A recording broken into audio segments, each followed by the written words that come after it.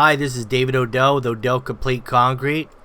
First day on the job, and we're going to be ripping this concrete out. We're going to make a lot larger patio that wraps around the entire house. It'll be the side yard, and then of course this back area as well. It'll be all concrete. The whole backyard's under getting redone. I'm not going to be doing any of the landscaping on this one. I'm just doing strictly concrete. So no irrigation, no drain lines. I'm just going to remove dirt, compact, put rebar in, fiber mesh additive to the concrete, pour, power trowel, broom it, saw cut it, and wrap it up. Well, here's how you get to that point, and these are all the steps you have to go through. I'm going to have a little skid steer come in here, and before he arrives, I'm going to start establishing some grades. That way when that tractor gets here, I know exactly, and he'll know exactly how much dirt to remove without taking too much or not enough. So whenever you got equipment on the job site, you want to utilize it correctly. And that means not taking too much or not taking enough out.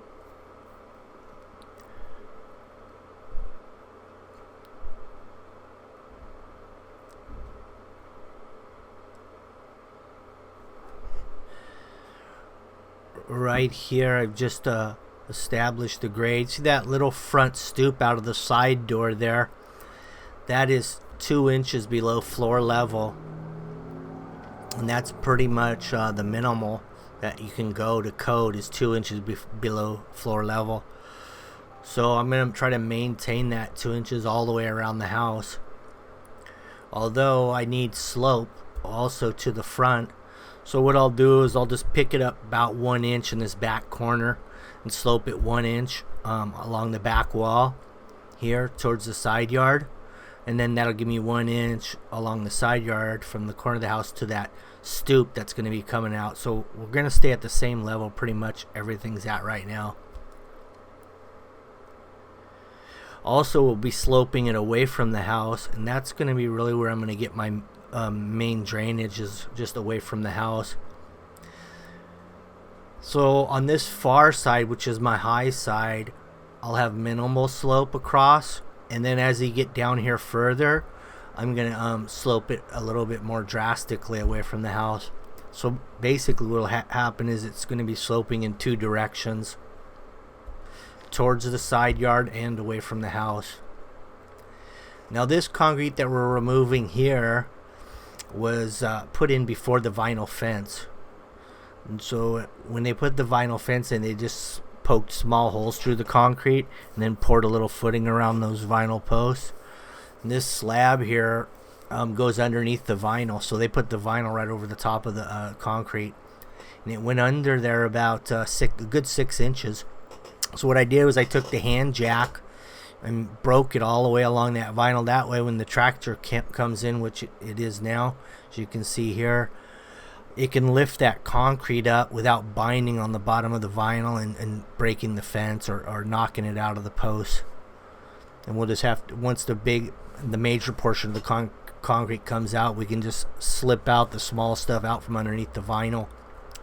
Now this is an interesting thing we ran into. You don't find these very often. What that is the original septic tank from this house, probably a good 100 years old, and it's about 18 feet deep. They're built in a cylinder, and it's all wood lined and wood topped, and it was 2 feet below surface. So what we did with that is we just filled it up with some concrete and slurry, a 1-sack slurry. Fortunately, I had run into one of those before, so I knew right away what it was, the shape, the size, and the quantity of concrete that it would take to fill it. So it wasn't a surprise to me when I found that, because I've worked on this street many times and I've ran into that situation. The tractor's driving right over the top of it with heavy loads, and it's not even affecting it, the septic tank.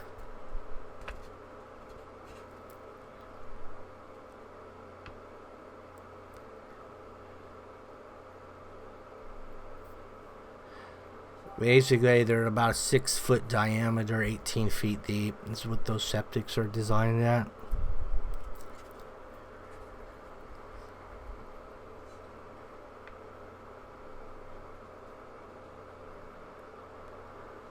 Though I've got chalk lines on the wall already that we snapped out.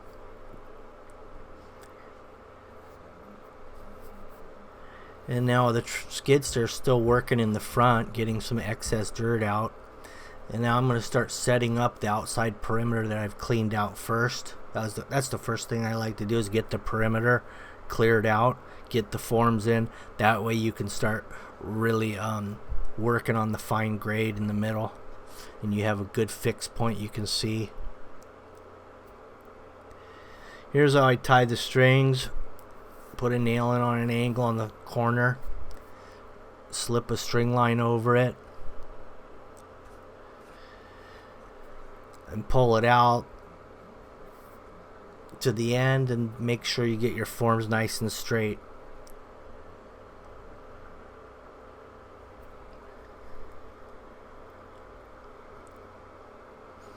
And now I've already shot in with the laser level all these points, so I've got the string line exactly at the right height and for drainage. So you can see here we got quite a bit of dirt to remove. This backyard's pretty high. We had to go down about 6 inches. You level these little laser levels. There's one pivot point, adjustable screw, one on each side, so it gives you a level in both directions. Once you get the bubble on both sides, then it can spin 360 degrees and it's spinning a level line out there.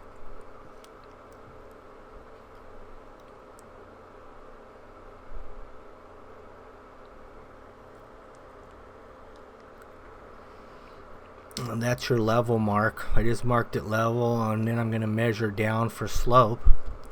So as you can see, from the back point to this side yard, I've got about 2 inches, 2.5 inches there. So that means at the one back side of the house, I probably have 1 inch, and then as you get to this corner of the house, across slope, I've got an inch, plus I got 2 there. I've got about 1.5 inches to 1.75 inches cross slope at this point from the corner of the house.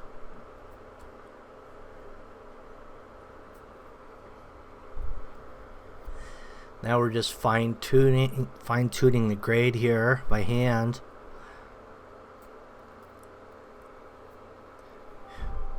The dirt we just relocated in the yard.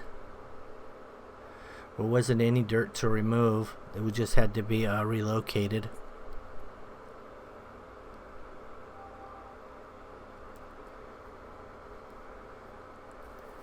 And there's that hole again for the old sewer.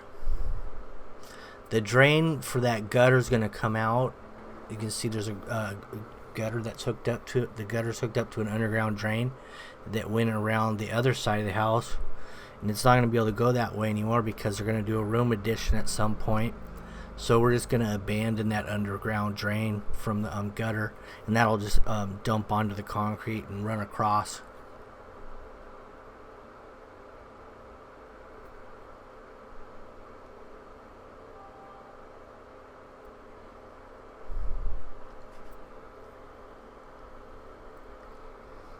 Now on all these corners, when I put my first form in off of the house, what I did on that to get my square is I did a 3, 4, 5, 3 feet, a 4 feet, and then 5 feet diagonal to get you a square line.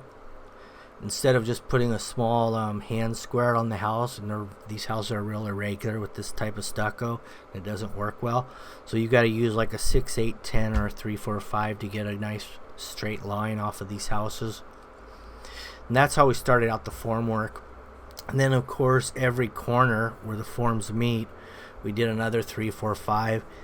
Usually it's not that crucial that you get them that square on a patio like this, but in this particular case we're going to do a decorative saw cut pattern on 45 degrees, and we're going to do a 1 foot band. And I like the 45-degree angles to hit, exactly in the right places on the band, so it looks good. Because if everything's kind of on a skew and then you get a 45-degree in there, you're going to see it on the ends where they come together or where they get close to the edges.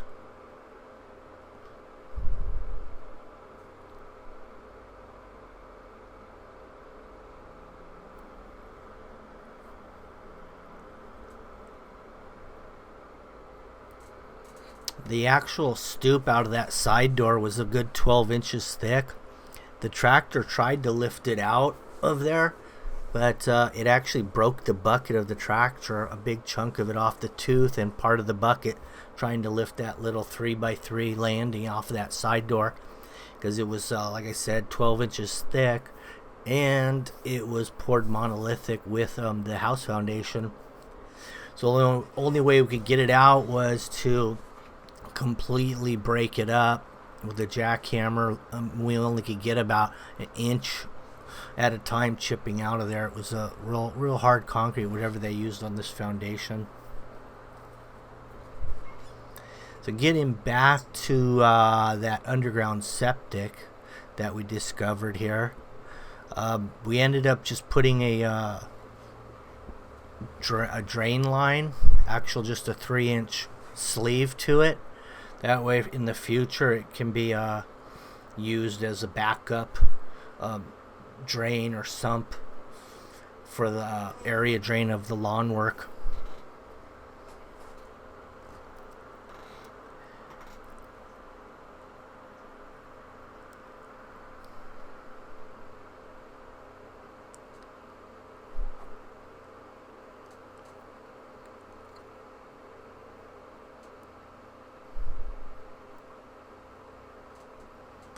The rebar we're putting in here is a 3/8 diameter. We're setting it at 2-foot centers, maybe a little bit less, just kind of whatever kind of fits in there and spaced evenly from point A to point B.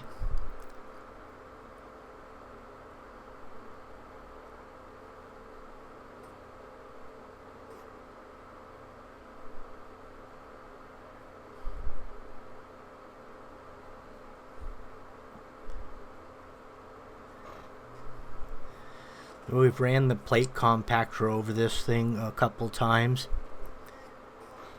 Check the grade with our rod board. Make sure we have a good 4 inches depth throughout.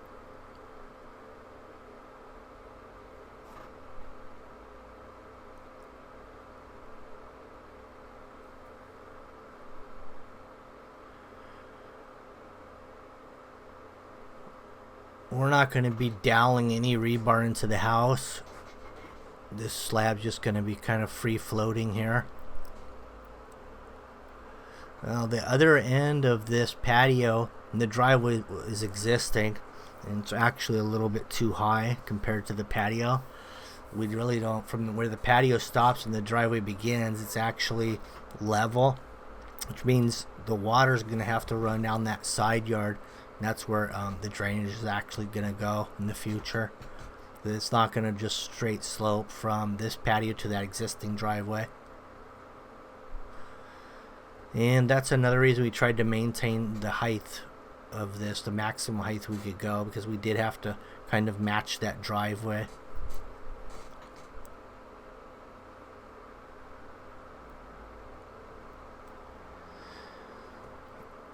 Now we've got some dobies in here. What I did, I put the rod board across at the top of the line and top of the 2F4 just to make sure we had good clearance below the surface and rebar. In some areas I actually had to dig the dobies down because I like at least 2 inches over the top of that rebar. So what can happen if you don't get 2 inches? The rebar will actually crack the concrete right on the rebar, and you can see straight grid pattern cracks on through the concrete. So if you don't have the space to get your rebar in there, then you're best off not using dobies and just pulling it off the bottom just a little bit. Otherwise, if you get that stuff up too high, it's going to actually cause the concrete to crack.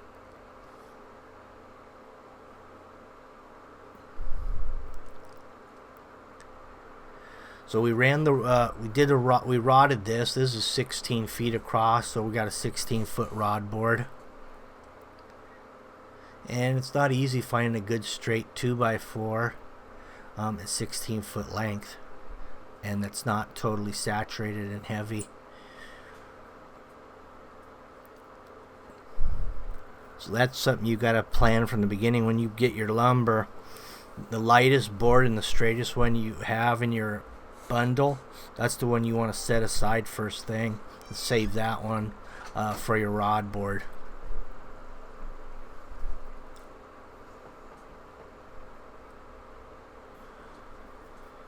We're just using a magnesium bull float 3.5 footer. We actually went let's see, we did 10 yards. We did 8 yards on the first load, and then we did 4 on the cleanup, so we had a total of 12 yards in here. Technically, if everything was perfect, it could have got away with about 11 yards, but I'm probably 4.5 inch average on this whole thing, and that's why the Adobe's were, you can use them pretty good at 4.5.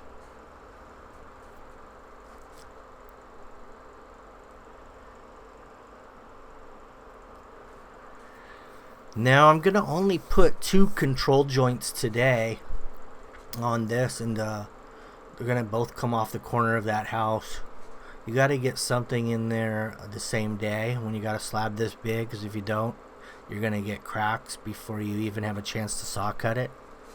So we're gonna have to put 2 control joints in here.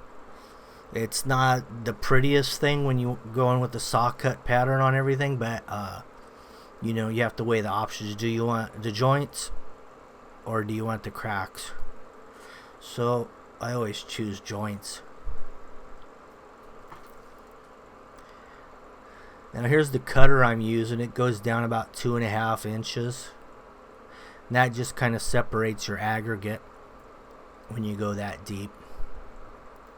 And of course you're going to bounce off some rebar when you're running them that deep to begin with.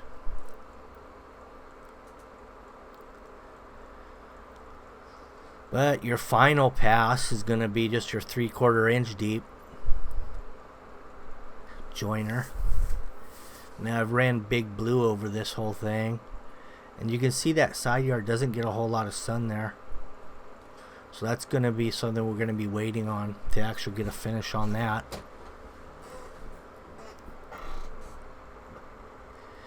So we hit it with Big Blue, we hit it with the funny trowel. And then also I'm going to break out the power trowel on this. I just picked up this new power trowel, 3-footer, and this will be the first day it is used. We're going to give it a test run today, see how it works. It's got a Honda engine on it, so I'm pretty confident with that not failing me in mid-stride. The last thing you want is a power trowel that breaks and you're really depending on it to get it done. Because normally when you get a power trowel on there, it's already at the point where it may be too hard to actually hand trowel or just kind of get it flat. So if your power trowel fails you, it's panic time basically. You either got to go find one real quick or just really start scrubbing with some burner trowels. But this is a Honda, so I'm not real concerned. Now if it was a Briggs & Stratton or something like that, I'd probably have to have 2 on the job just in case.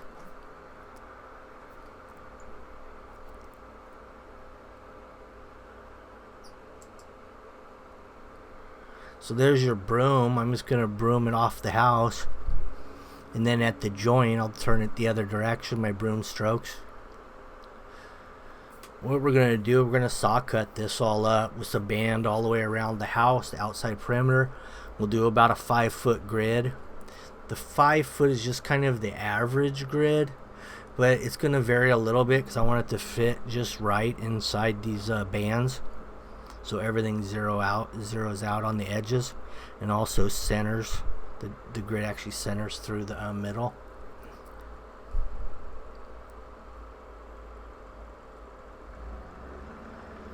So I just did a quick lay down with the power trowel on this side yard.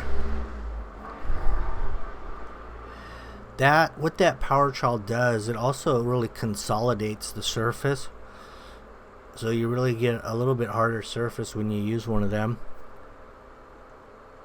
Also, it flattens it out if you run it correctly.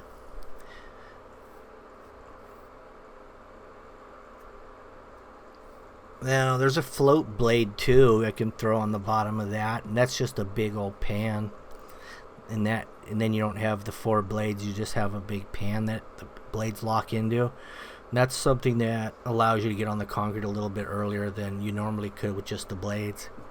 However, I didn't use it here, I just went with the blades only.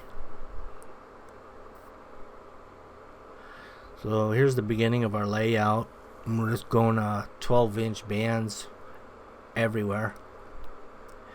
Now, since we had these control joints that I had to put in, and I tried to kind of work them into the bands, that way it looked more of a planned thing rather than just crack control reasons.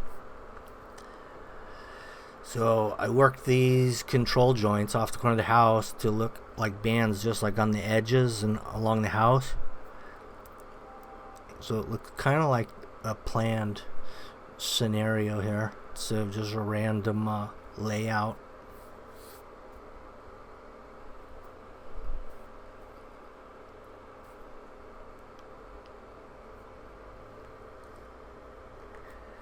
And then what I did, I stop all my cuts at the band. I don't really continue them on through.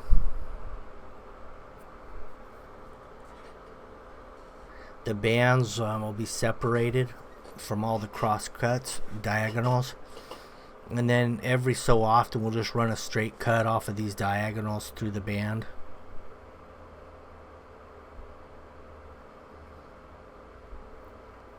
When I run the skill saw with the 7-inch diamond blade, I'm not using the segmented diamonds. That means those separated diamond blades. This is just one continuous diamond blade. It's non-segmented because it has a tendency to chip it more when you get the other type of diamond blade. Now, another thing that holds this surface together so you can cut it the very next day is the fiber mesh. Now, if this didn't have fiber, I wouldn't be cutting it right now. Otherwise, it would have really spalled on those cuts.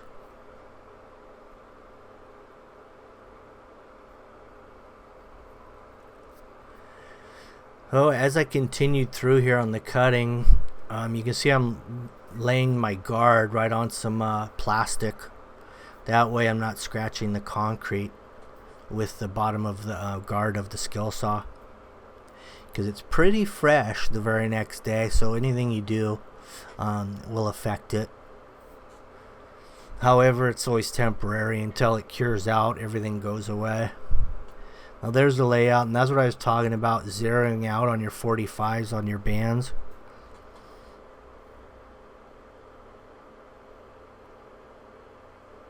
So that's why it's not exactly 5 feet. This, I think, turned out to be about 4 feet 10.5-inch squares to make everything fit perfect. So if that outside form wasn't square, you could adjust it with your inside band cut and get square, but your band width would vary a little bit. You know, these are things that you can do if maybe the band or something was already there and you came in late. You can make adjustments with that bandwidth to get everything else in the field squared up. But in this case, I started in the beginning of the job, so everything's, you know, perfect.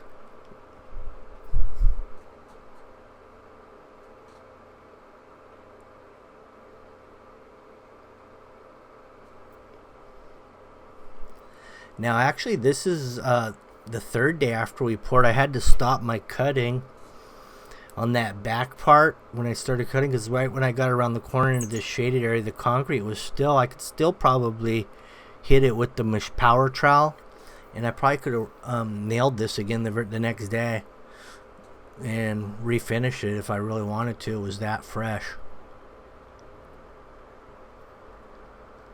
And I have done that too. Matter of fact, I've planned jobs that way. You know, big pours, of course.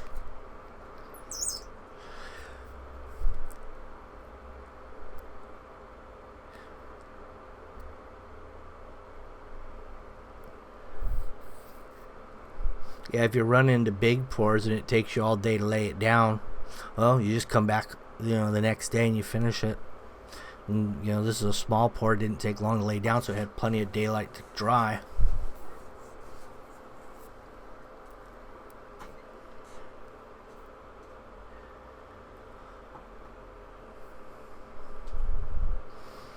There's accelerators you can put in concrete also to speed it along. If you know you're going to be in the shade and you are in cool weather, you can put some calcium chloride in there if you don't have steel, or so you can use polar set. I prefer calcium chloride, but nobody likes to use it anymore because it has a tendency to corrode steel. It takes a long time for that to happen, but so it's kind of a thing of the past, the calcium chloride additive for accelerant. So now they got some new stuff, polar set, and it's kind of iffy if it's going to work or not. You got to add hot water, this and that, to make it kick. But here's your bottom line, you know, perfection.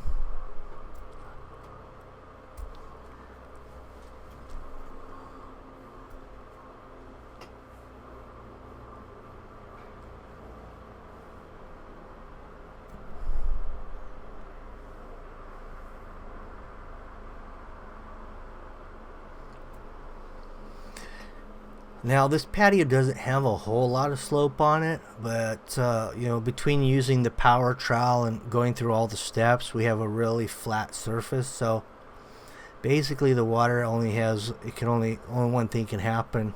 It has to go to the low point.